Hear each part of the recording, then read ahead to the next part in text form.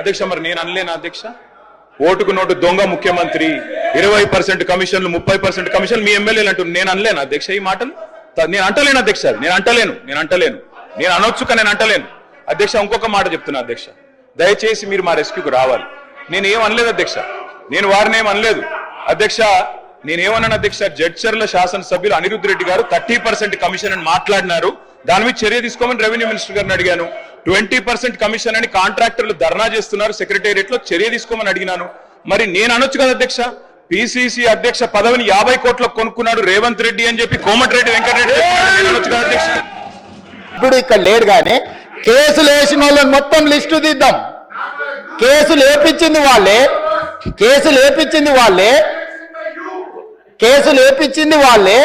చేర్చుకునేది వాళ్ళే. రాష్ట్ర అభివృద్ధిని అడ్డుకునేవాడు, కేసులు వేసి అడ్డుకున్న వాళ్ళను మీరు ఎట్లా కండువ కప్పారు అధ్యక్ష? ఎట్లా పార్టీలో చేర్చుకున్నారు?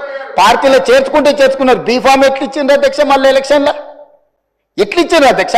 అంటే ఇప్పుడు ఎట్లా మాట్లాడతారంటే 2014 నుంచి ఒకే చట్టం ఉంది కదా అధ్యక్ష. స్పీకర్ పదవి ఉంది, విప్ పదవి ఉంది, ప్రతిపక్షమే ఉంది. ఆనాడు ఎమ్మెల్యేలు మారితే మీరు మంత్రులు చేశారు, కనీసం మేము అట్లా కూడా చేయలేదు. మారలేదట వాళ్ళు, మేము మారలేదు, ముఖ్యమంత్రిని అభివృద్ధిలో కలిసి వచ్చినామంటారు. మీరు మంత్రులు చేసిన వాళ్ళు డిస్క్వాలిఫై కాలేదు, ఉప ఎన్నికలు రాలేదు. బాజాబ్తో గవర్నర్ దగ్గర పోయి మంత్రులే చేసి 5 ఏళ్ళు మంత్రి, 10 ఏళ్ళు, ఒక ఆయన 8.5 ఏళ్ళు, మా అక్క 4.5 ఏళ్ళు మంత్రి చేసింది. ఎన్నడూ ఉప ఎన్నికలు రాలే. కానీ ఇప్పుడు ఉప ఎన్నికలు వస్తాయి, వచ్చే వారమే ఉప ఎన్నికలు అంటారు అధ్యక్ష. ఎట్లా వస్తాయి అధ్యక్ష? చట్టం మారలే, న్యాయం మారలే, స్పీకర్ ఆఫీసు సేమే ఉంది, పాలకపక్షం ప్రతిపక్షం అట్లనే ఉంది, రాజ్యాంగం అసలే మారలేదు. ఇంకెట్లొస్తాయి అధ్యక్ష ఉప ఎన్నికలు? నాకు అర్థం కాలేదు. ఏ రాజ్యాంగం ప్రకారం వస్తాయి అధ్యక్ష? డాక్టర్ బాబాసాహెబ్ అంబేద్కర్ గారు రచించిన రాజ్యాంగం ప్రకారము గత అనుభవాల దృష్ట్యా ఎప్పుడు కూడా పార్లమెంట్ ప్రాక్టీసెస్ అండ్ ప్రొసీజర్స్ అని ఉంటాయి అధ్యక్ష. చట్టంలో గ్రే ఏరియా ఉన్నప్పుడు గతంలో ఎలాంటి విధి విధానాలను ఆచరించారు, సాంప్రదాయాలు ఎట్లున్నాయని చూస్తారు అధ్యక్ష. 2014 నుంచి 2019, 2019 నుంచి 2023 వరకు ఏ సాంప్రదాయాలను ఈ సభ ఆచరించిందో అచ్చం గదే సాంప్రదాయాలను మనం ఆచరిస్తాం అధ్యక్ష. అంతే కదా అధ్యక్ష? తమరైనా నేనైనా సేమ్ సాంప్రదాయాలనే ఆచరిస్తాం కదా అధ్యక్ష. సో అందుకోసమని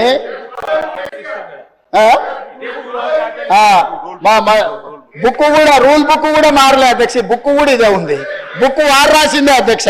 ఆ రోజు కమిటీ వేసి ఈ బుక్ ఎవరెవరు కూర్చొని రాసిరు అధ్యక్ష? దీంట్లో పేర్లు కూడా ఉంటాయి అధ్యక్ష. ఉంటుంది, పేరు ఉంటుంది. వాళ్ళే ఈ కమిటీలో ఎవరున్నారో కూడా ఇందులో పేర్లు ఉంటాయి అధ్యక్ష. అందులో మిత్రుడు వివేకానంద వీళ్ళందరూ కూడా సభ్యులే అధ్యక్ష. మేమేం అడుగుతాడో నడుస్తలేను. ఆయన అడుగుల్లో నడుస్తాం, మడుగులో పడతాం.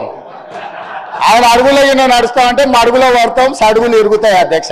అట్లాంటి వాటి చేయం అధ్యక్ష. సాంప్రదాయాలను పాటిస్తామని అంటున్నాం అధ్యక్ష.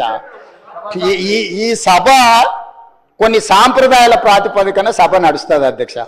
నేనున్న సభ్యులందరికీ, ఇక్కడున్న మిత్రులకు, సభ్యులకు, ఆశించుటలకు ఒక ఆయన అయితే ఆల్రెడీ నేను అభ్యర్థి ప్రచారం తిరుగుతుండు. పాపం ఆయన అమాయకుడు. ఉన్న మంత్రి పదవి ఊడవిక్కిరు, పంచగట్టుకుర్రు. ఆయన నానాడు మా ముందలే నువ్వు పంచగట్టుకుని తిరుగుతావని ఓ ఉప ముఖ్యమంత్రినే తీసేసిర్రు.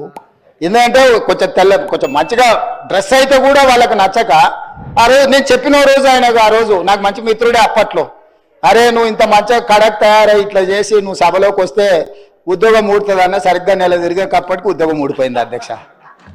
ఇప్పుడు ఆయననే అమాయకుడే ఈ పాపము. వచ్చే వారమే ఎలక్షన్ అని తిరుగుతున్నాడు అధ్యక్ష. నేను తమరి ద్వారా ఎవరైతే ఉన్నారో సభ్యులు ఎవ్వరు ఆందోళన చెందాల్సిన పని లేదు. ఏ ఉప ఎన్నికలు రావు.